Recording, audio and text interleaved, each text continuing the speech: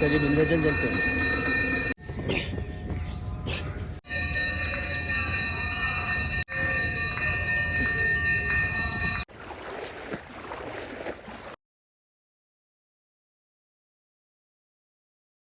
आप सभी लोगों को जय श्री राम, जय राम, जय जय राम।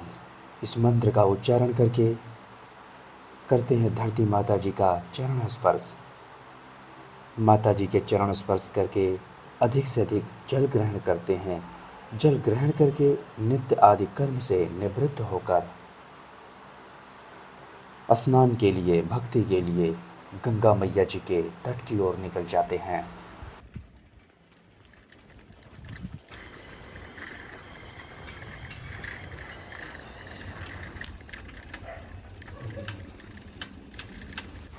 गंगा मैया जी के तट के समीप पहुंचकर भगवान शिव जी के दर्शन करते हैं। इसके बाद निकल जाते हैं गंगा मैया जी के तट की ओर। तट पर पहुंच कर के गंगा मैया जी में स्नान करते हैं और फिर भगवान जी की भक्ति करते हैं।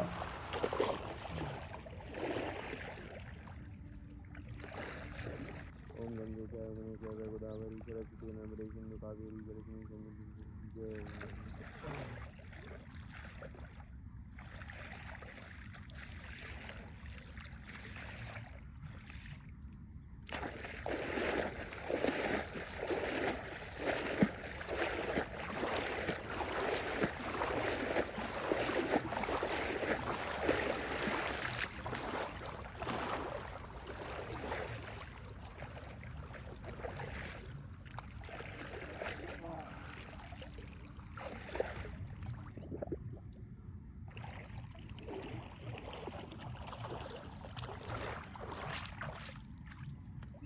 भगवान जी की भक्ति करके ईश्वरी वाणी अर्थात ईश्वर की वाणी को अपना धर्म, कर्म, मर्म मानकर करते हैं ध्वजारोहण और अपने संपूर्ण जीवन को राष्ट्र के प्रति समर्पित कर देते हैं, झोंक देते हैं।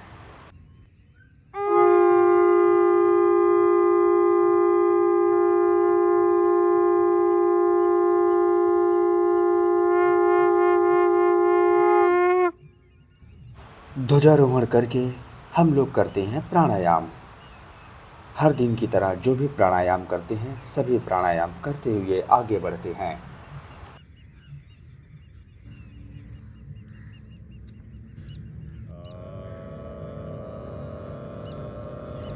स्ट्रेचिंग में सबसे पहले अपने कंधे की स्ट्रेचिंग करते हैं।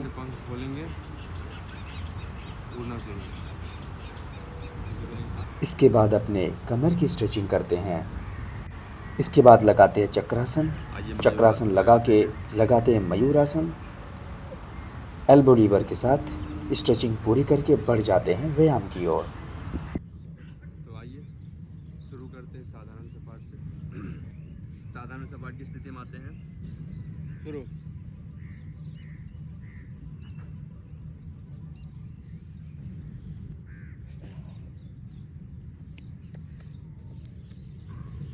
आइए कुंभक सपाट लगाया जाए। एक गहरी सांस भरेंगे।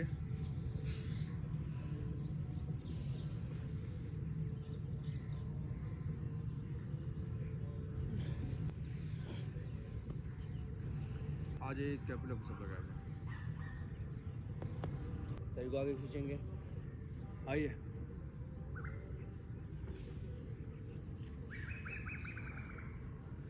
ऊपर लाके खींचिए।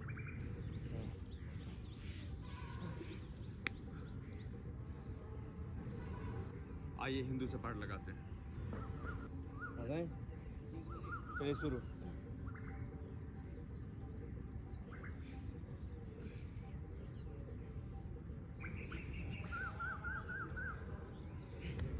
आइए शरीर को बैलेंस किया जाए।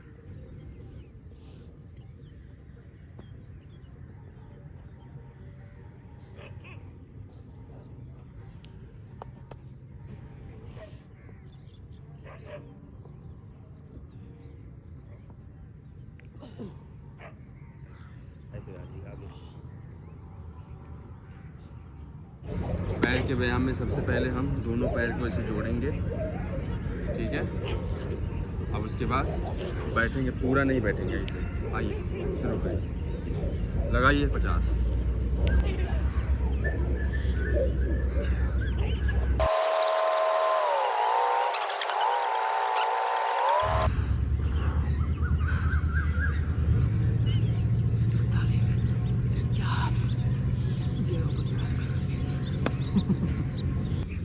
बल दे के बैठेंगे।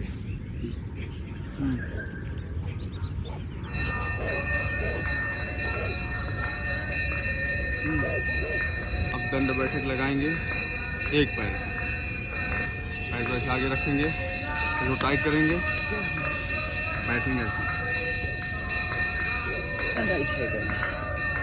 दूसरे पैर से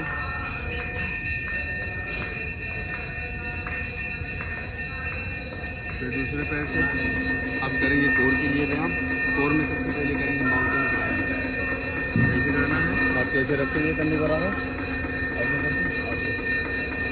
आइए चलिए विंध्याचल चलते हैं। आइए विंध्याचल पहुँच गए, केदारनाथ चलिए। रहने दीजिए वापस।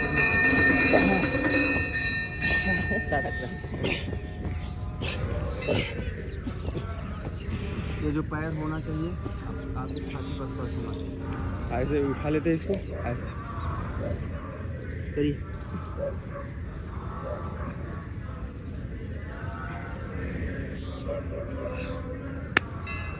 लगाएंगे कोर के लिए प्लैंक। सबसे पहले नॉर्मल प्लैंक लगाएंगे, नॉर्मल प्लैंक की स्थिति में आएंगे।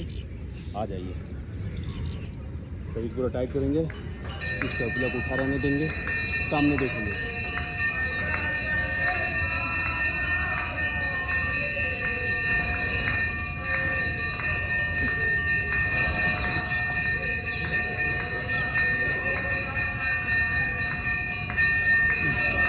आइए कोर के लिए लगाते हैं पुशअप। डायमंड शेप में रखेंगे हाथ को, शरीर को स्ट्रेच करेंगे, जिसे हम कमर वाला पुशअप कहते हैं। आइए लगाना शुरू करिए।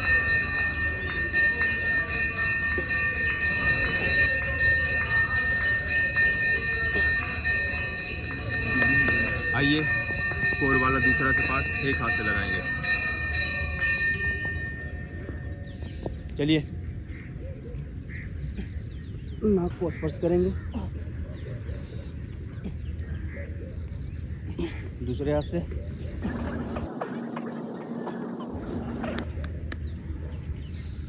आइए कोर के लिए से पार्ट लगाएंगे। इसमें हम फिंगर अपना ऐसे रखेंगे, तो फिंगर पुशअप लगाते हैं। अब इसमें लगाएंगे हम सपाट। आइए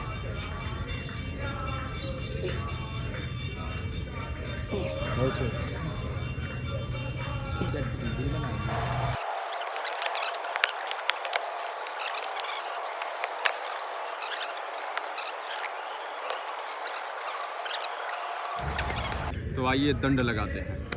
चलिए शुरू।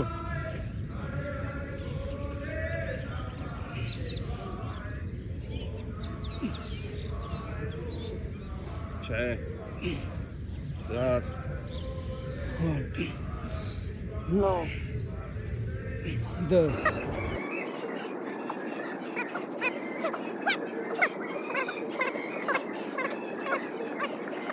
शुरू।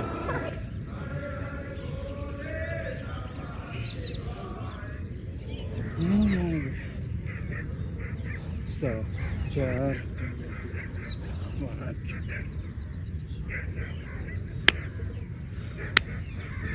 आइए सपाटे लगाते हैं हम।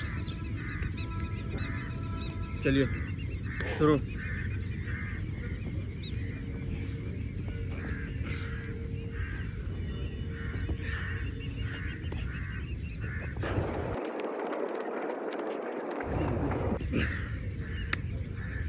आइए श्री हनुमान जी दंड लगाया जाए। जय बजरंगबली, जय श्री राम।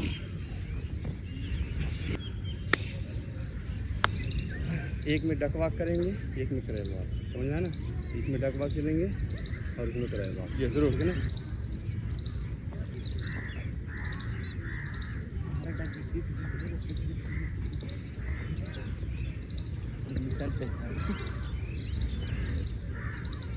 ऐसा चलेंगे, एकदम टच नहीं होना चाहिए। यहाँ से ना करना था, आगे जा।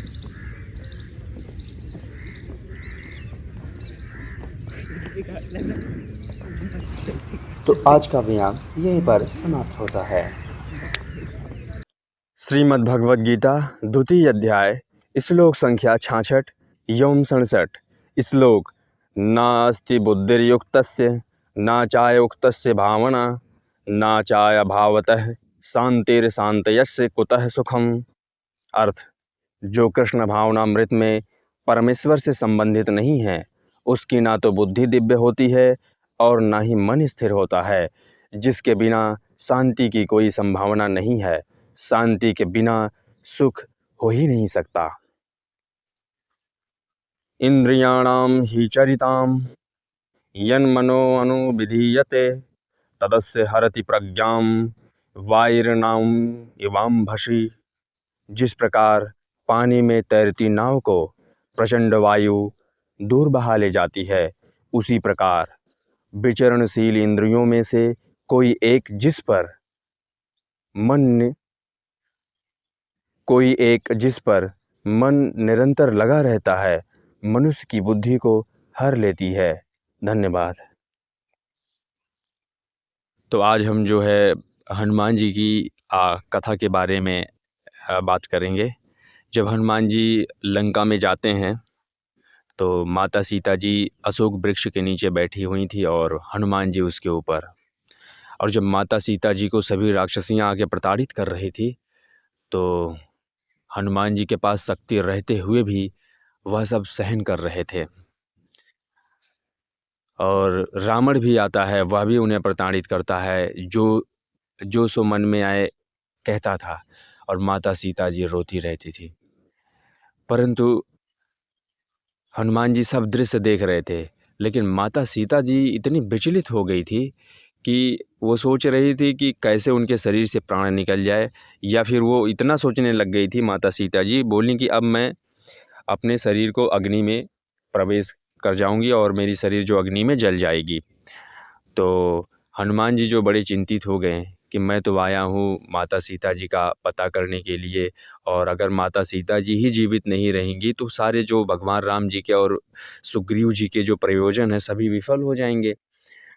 तो अब परंतु अगर मैं भगवान राम जी की कथा या उनके बारे में माता सीता जी को अचानक से जाके अगर सामने कहूँगा तो फिर वो संशय हो जाएंगी, क्योंकि राक्षस लोग भी रूप धारण करके कह सकते हैं।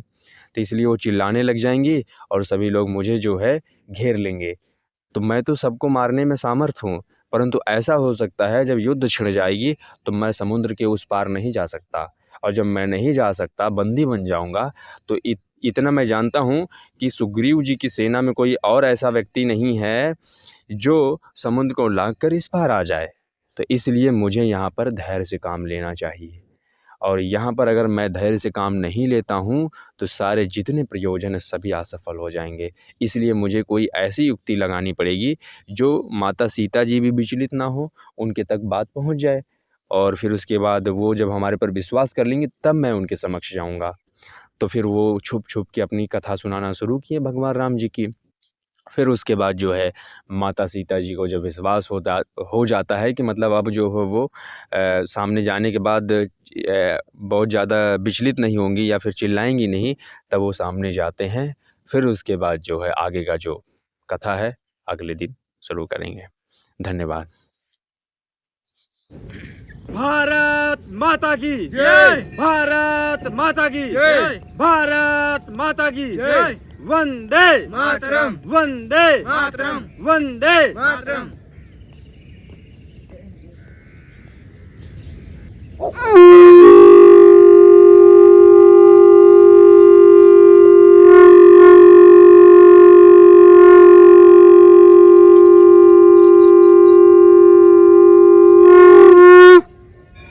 सब कुछ पूरा करने के बाद करते हैं गंगा मैया जी की सफाई।